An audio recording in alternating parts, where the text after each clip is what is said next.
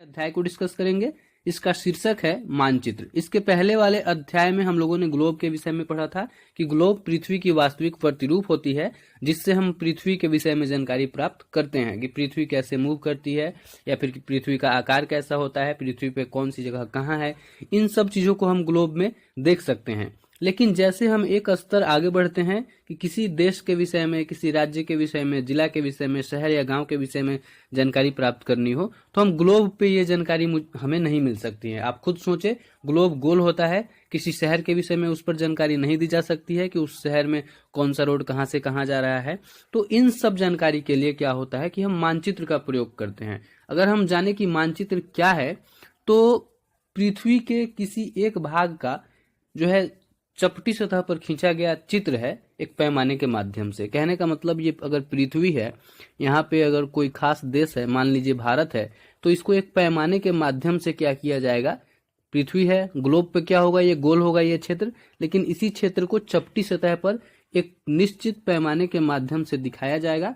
फिर इसको बड़ा करके थोड़ा सा कौन कौन जो जानकारी हमें चाहिए होगी, इस देश के अंदर कौन कौन से राज्य है, वो उसकी जो है सीमाएं कहाँ से कहाँ है, इन सब चीजों को दिखाया जाएगा। इसे ही मानचित्र कहते हैं।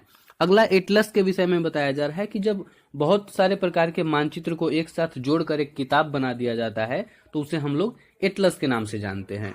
अब मानचित्र के विषय में थोड़ी सी फैक्ट दी जा रही है कुछ, कि मानचित्रों से हमें ग्लोब की अपेक्षा ज्यादा जानकारी प्राप्त होती है। ये तो सही है, मानचित्र को देख के बस हम पृथ्वी के आकार का पता लगा सकते हैं, पृथ्वी कैसे मूव करती है ये समझ सकते हैं, ऐसी कुछ चीजों को। लेकिन मानचित्र में बहुत सारी जानकारियां होती हैं, जैसे देश की सीमा, देश में कौन कौन सी सड़क कहाँ जा रही है, रेल लाइन कहाँ से कहाँ तक बिछी हुई है, नदी कहाँ है, समुद्र कहाँ है, ये सारी चीजें उसमें दी हुई होती हैं। ठीक है। कहा जा रहा है कि मानचित्र विभिन्न प्रकार के होते हैं, मतलब मानचित्र के कुछ प्रकार होते हैं जिसे अभी हम लोग नीचे पढ़ेंगे। पहला प्रकार दिया जा रहा है भौतिक मानचित्र। तो पृथ्वी के जब प्राकृतिक स्थितियों को, आकृतियों को जब दिखाना हो, जैसे पर्वत, पहाड़, मैदान, नदी, महासागर, इन सब को दर्शाने वाला जो मानचित्र होता है उसे हम लोग भौतिक या उच्चावच मानचित्र कहते हैं। ठीक है। अगला है राजनीतिक मानचित्र। तो जब किसी मानचित्र पे देश, राज्य, नगर, शहर या फिर जो है इन सब के सीमाओं को दिखाया जाता है, तो इसे हम राजनीतिक मानचित्र के नाम से जानते हैं। अगला है थीमेटिक मानचित्र। देखिए, ऐसा मानचित्र जो कोई विशेष जानकारी प्रदान करे। जैसे आपने ऐसा मानचित्र देखा होगा कि भारत का नक्शा है, मैप है, और उस पे कलर के माध्यम से दिखाया जा रहा है कहाँ कितने मात्रा में वर्षा हुई है या होती है। तो इस प्रकार का जो मानचित्र होता है, जो विशेष जानकारी प्रदान करता है, जैसे जिसमें सिर्फ सड़क के विषय में दिखाया गया हो, जिसमें सिर्फ रेल लाइन के विषय में दिखाया गया हो, सिर्फ वन को दिखाया गया हो, सिर्फ उद्योग को दिखाया गया हो, तो ऐसे मानचित्र को हम थीमेटिक मानचित्र के नाम से जानते हैं। ठीक है। तो ये मानचित्र के 3 प्रकार को यहाँ दिखाया गया है। अगला टॉपिक है मानचित्र के घटक। मानचित्र में जो है 3 महत्वपूर्ण घटक होते हैं जो कि जरूरी ही होगा। अगर किसी जो है नक्शा को आप मानचित्र कहते हैं, तो उसमें ये तीनों चीजें शामिल होनी चाहिए। पहला है दूरी, दिशा और प्रतीक। ये 3 चीजें हैं, तीनों के विषय में आइए पढ़ते हैं। दूरी। देखिए, कहा जा रहा है कि जैसे मान लीजिए कि भारत एक देश है, भारत में किसी 2 राज्यों के बीच 500 किलोमीटर का अंतर है, तो मैप में इतने बड़े आकार को, इतने बड़े दूरी को कैसे दिखाया जाएगा? तो इसे पैमाने के माध्यम से दिखाया जाता है। मान लीजिए मैप बना दिया गया भारत का, तो इसमें 500 किलोमीटर वास्तविक दूरी है, लेकिन मैप में 5 सेंटीमीटर पे उन दोनों राज्यों को दिखा दिया जाएगा। एक्चुअली इसे हम कहते हैं पैमाना। पैमाना का अर्थ होता है कि वास्तविक दूरी बटा या अनुपात आप कह सकते हैं मानचित्र में दिखाया गया दूरी। अब मानचित्र में जो है 500 किलोमीटर को 5 सेंटीमीटर दिखा दिया जाएगा, तो आप पैमाना क्या समझ पा रहे हैं? 500 किलोमीटर को जब 5 सेंटीमीटर के माध्यम से दिखाया जा रहा है, तो 1 सेंटीमीटर बराबर 100 किलोमीटर हो गया। आपने पैमाना निकाल लिया कि 1 सेंटीमीटर बराबर 100 किलोमीटर इस मानचित्र में है। अब इस मानचित्र में दूसरे 2 राज्यों के बीच के दूरी को निकालना हो तो आप आसानी से निकाल लेंगे। आप माप लीजिए कि ये कितना सेंटीमीटर हो रहा है। आपको पहले से ही पता है कि 1 सेंटीमीटर बराबर 100 किलोमीटर हो रहा है, तब इन दोनों के बीच की दूरी को आप निकाल सकते हैं। इसी को पैमाना कहते हैं। अगर किसी को पैमाने की अच्छी पकड़ हो गई, वो पहचान पा रहा है, मानचित्र में पैमाने को समझ पा रहा है, तो किसी भी मानचित्र में किसी दो जगहों के बीच की दूरी को आसानी से वो निकाल सकता है। ठीक है, चलिए अगला 2 टॉपिक पढ़ना है इसमें, छोटे पैमाने वाले मानचित्र और बड़े पैमाने वाले मानचित्र। कहा जा रहा है कि जब किसी बहुत बड़े क्षेत्रफल को, जैसे महाद्वीप या देश के विषय में हो, उसे अगर एक छोटे से कागज पे दिखाना हो तो हम छोटे मानचित्र का प्रयोग करते हैं। फिर वहीं अनुपात दिखा रहा है कि ऐसे में क्या होगा कि 5 सेंटीमीटर बराबर 5 किलोमीटर ले लिया जाएगा, 500 किलोमीटर ले लिया जाएगा। ठीक है, तो इसे हम लोग कहते हैं छोटे पैमाने वाले मानचित्र। मतलब पैमाना बहुत ही छोटा लिया गया है कि इससे क्या होगा कि बहुत बड़े वास्तविक दूरी वाले जगह को भी छोटे से छोटे कागज पर समेट लेंगे। ठीक है, दूसरा है बड़े पैमाने वाले मानचित्र। अब बताया जा रहा है कि अगर क्षेत्रफल बहुत बड़ा ना हो, छोटा हो, जैसे किसी गांव या शहर को जो है मानचित्र पे दिखाना हो, तो उस समय हम क्या करते हैं कि बहुत छोटा पैमाना लेने की जरूरत नहीं पड़ती है, हम लोग बड़े पैमाने को लेते हैं। जैसे 5 सेंटीमीटर बराबर 500 मीटर ले लेंगे। ठीक है, तो यहाँ पैमाना क्या हो जाएगा, 1 सेंटीमीटर बराबर 100 मीटर। यहाँ पैमाना था 1 सेंटीमीटर बराबर 100 किलोमीटर। तो इस प्रकार के जो है पैमाने को हम बड़े पैमाने वाले मानचित्र कहते हैं, जब मानचित्र में इस तरीके से यूज किया जाता है। तो ये 2 स्थितियों को हम लोगों ने पढ़ा, छोटे पैमाने वाले मानचित्र और बड़े पैमाने वाले मानचित्र। कहा जा रहा है कि बड़े पैमाने वाले मानचित्र छोटे पैमाने वाले मानचित्र की अपेक्षा अधिक जानकारी प्रदान करते हैं। ये बिल्कुल सही बात है। मान लीजिए पूरे एशिया महाद्वीप को किसी एक कागज पे दिखा दिया जाए और सिर्फ आपके गांव को इतने ही बड़े कागज पे दिखाया गया है, ये छोटे पैमाने वाला मानचित्र है, क्योंकि बहुत बड़े भाग को इसमें दिखाया गया है छोटा करके। और इसमें बहुत ज्यादा बड़ा भाग नहीं था, आपका गाँव तो छोटा ही था, उसी को जो है इसी कागज पे दिखा दिया गया है। तो ज्यादा जानकारी कैसे प्राप्त होगा? एशिया के सभी गली को आप पहचान पाएंगे? इसमें नहीं पहचान पाएंगे, क्योंकि इतना बड़ा वास्तविक दूरी है और इसे बहुत छोटा कर दिया गया है। लेकिन हो सकता है कि गांव के सभी गली को इसमें दिखाया गया हो। ठीक है, इस प्रकार क्या होता है, बड़े पैमाने वाले जो मानचित्र होते हैं उनसे हमें अपेक्षाकृत अधिक जानकारी प्राप्त होती है। तो ये हम लोगों ने जो है दूरी के विषय में पढ़ा, पैमाने के विषय में। अब हम लोग दिशा के विषय में पढ़ते हैं। मानचित्र में आप लोग हमेशा देखते होंगे कि ये मानचित्र बना हुआ है और ऊपर ऐसे करके उत्तर लिखा हुआ है। ठीक है, ऊपर दाहिनी तरफ तीर का निशान बना होता है और उसके बगल में या उसके ऊपर उत्तर लिखा होता है। यह जो तीर का निशान है यह उत्तर दिशा को सूचित करता है और इसे उत्तर रेखा के नाम से हम लोग जानते हैं।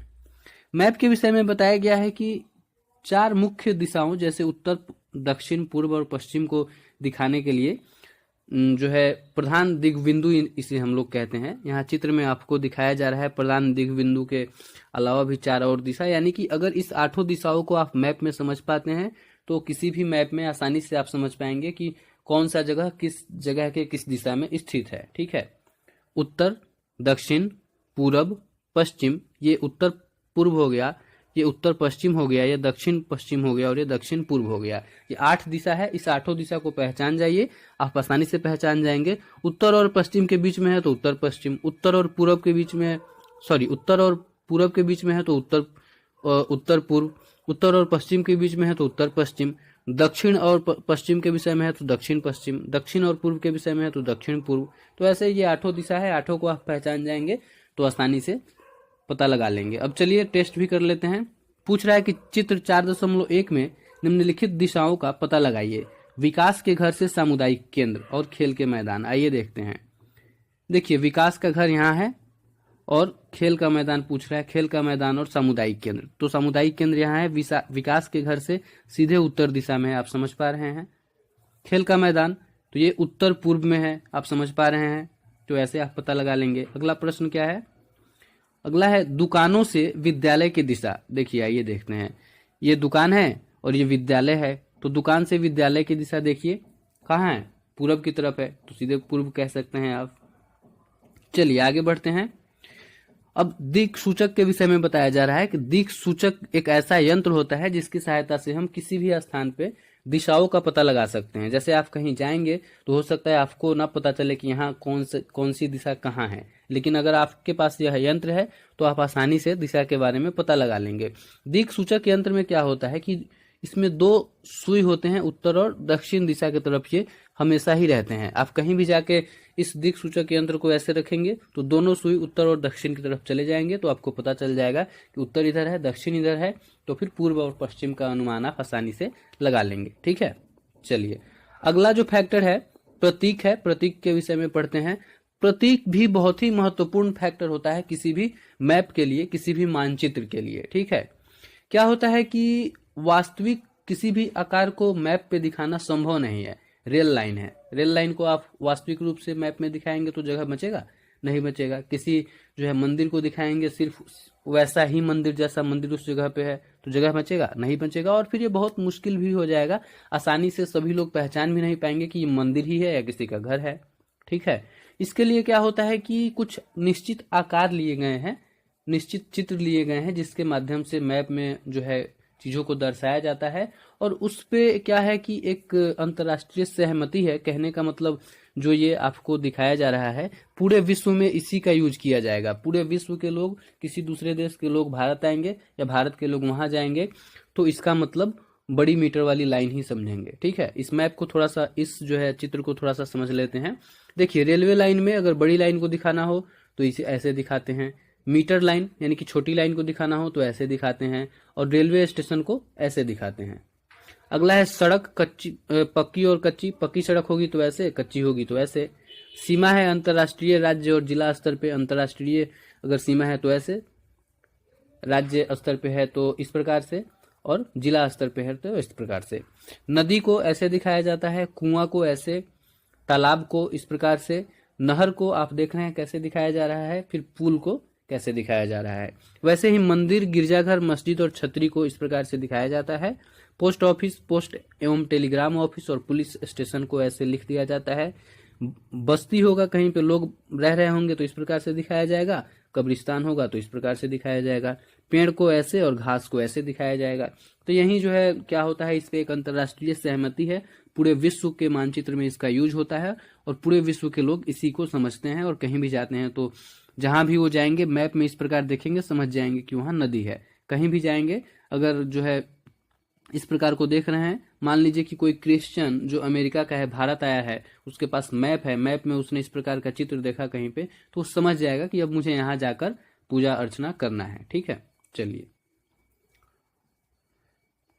आगे बताया जा रहा है कि नीले रंग से किसी किसी रंग का भी प्रयोग किया जाता है। जैसे नीले रंग से अक्सर जलाशयों को जल दिखाया जाता है, भूरे रंग से पर्वतों को दिखाया जाता है, पीले रंग का यूज किया जाता है पठारों के लिए, और हरे रंग का यूज किया जाता है मैदानी क्षेत्रों को दिखाने के लिए। ये था अपना, यहाँ पे जो है एक पिक्चर दिया हुआ है और इसमें कुछ प्रश्न पूछे गए हैं, इसे भी हम लोग देखेंगे ताकि अच्छी अंडरस्टैंडिंग बने। सबसे पहला प्रश्न है कि नदी किस दिशा में बह रही है। आइए देखते हैं। देखिए, ये नदी है, किस दिशा में बह रही है, तो ये दक्षिण पश्चिम आप कह सकते हैं, दक्षिण पश्चिम की दिशा में बह रही है। ठीक है, अगर सीधे ऐसे आती तो दक्षिण दिशा में जाती, ऐसे आ रही है तो दक्षिण पश्चिम कह सकते हैं, क्योंकि आपको 8 दिशा को याद रखना है, उसी के अकॉर्डिंग आंसर बताना है। बता रहा है कि डुमरी गांव के पास से किस प्रकार की सड़क गुजर रही है। ये डुमरी गांव है और ये सड़क है, कैसी सड़क है, पक्की सड़क है। ये जो है ये कच्ची सड़क है। ठीक है, चलिए, किस प्रकार की रेलवे लाइन के पास सुंदरपुर स्थित है। आइए देखते हैं, सुंदरपुर कहाँ है। ये देखिए सुंदरपुर है और ये रेलवे लाइन है, तो ये बड़ी लाइन है, तो कह देंगे सुंदरपुर के पास से बड़ी लाइन गुजर रही है। अगला प्रश्न, रेलवे पुल के किस तरफ पुलिस स्टेशन स्थित है। रेलवे पुल कहाँ है, ये देखिए, यह है रेलवे पुल। पुलिस स्टेशन कहाँ स्थित है, यहाँ, तो आप कह सकते हैं कि दक्षिण पूर्व में पुलिस स्टेशन स्थित है। ठीक है, सीधे ऐसे होता तो दक्षिण कह देते, ऐसे है तो दक्षिण पूर्व कह सकते हैं। अगला ये कुछ जगह पूछ रहा है कि निम्नलिखित रेलवे लाइन के किस तरफ स्थित हैं, तो इसे आप लोग देख के कर लें। आप अब समझ चुके हैं कि कैसे पहचानना है चीजों को। चलिए अब रेखा चित्र के विषय में पढ़ते हैं। ये नया कीवर्ड है। देखिए, रेखा चित्र एक आरेखन है, इसे मैं अपनी भाषा में समझाता हूँ, आप समझ पाएंगे। मानचित्र को आपने समझा कि किसी भी जगह को जब जो है एक माप के माध्यम से, एक पैमाने के माध्यम से दिखाना हो तो हम उसे दिखाते हैं, किसी जगह को दिखाते हैं। मानचित्र में क्या है, 3 चीज आवश्यक है कि उसमें दूरी भी होगा यानी पैमाना भी होगा, एक दिशा भी होगा कि किस दिशा में कौन सी चीजें हैं, और फिर एक प्रतीक होगा।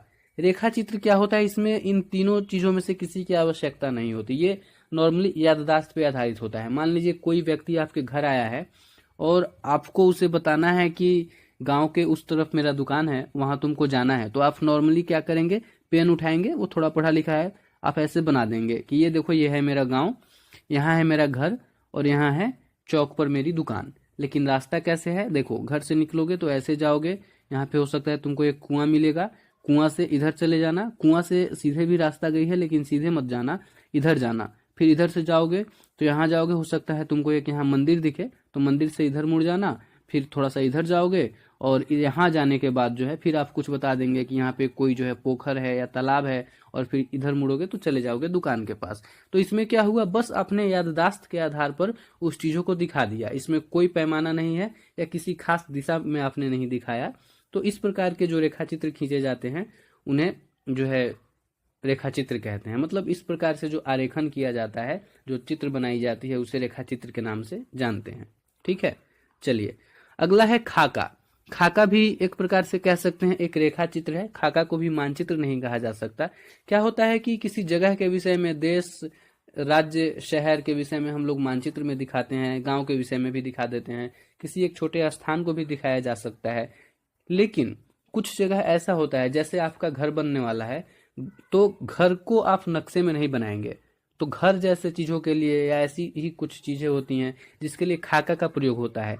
खाका में पैमाना होता है लेकिन इसमें दूरी नहीं हो सकता है, सॉरी इसमें दिशा नहीं हो सकता है और इसमें प्रतीक नहीं हो सकता है। ठीक है, कभी कभी पैमाना भी नहीं होगा, सीधे दूरी दिखा दिया जाएगा। जैसे ये कमरा है तो बता दिया जाएगा कि यहाँ से यहाँ तक बस ऐसे करके कि ये 16 मीटर का होगा, तो जरूरी नहीं कि पैमाना दिखाया जाए, सीधे इसमें लिख भी दिया जाएगा कि यहाँ से यहाँ तक 16। अब पैमाना दिखाने के लिए क्या होता है कि पूरे इस जो है खाके में एक ही अनुपात में आपको हर चीज लेके चलना होगा। अगर 16 मीटर को आप 1 सेंटीमीटर दिखा रहे हैं तो हर जगह को आप बैलेंस करना होगा उसी अनुपात में, ताकि कहीं से कहीं 1 मीटर माप करे तो उस जगह का माप 16 मीटर ही निकले। ठीक है, तो खाका में ऐसा कुछ नहीं होता है, एक दूरी होती है और खास करके इसमें जो है दिशा नहीं होता और इसमें जो है प्रतीक नहीं होता। अगर ये तीनों चीजें इसमें होता तो इसे खाका कहते ही क्यों, हम इसे भी मानचित्र कहने लगते, लेकिन इसे मानचित्र नहीं कहते हैं, इसलिए इसे रेखा चित्र खाका कहते हैं। ठीक है, चलिए ये अपना चैप्टर समाप्त हुआ।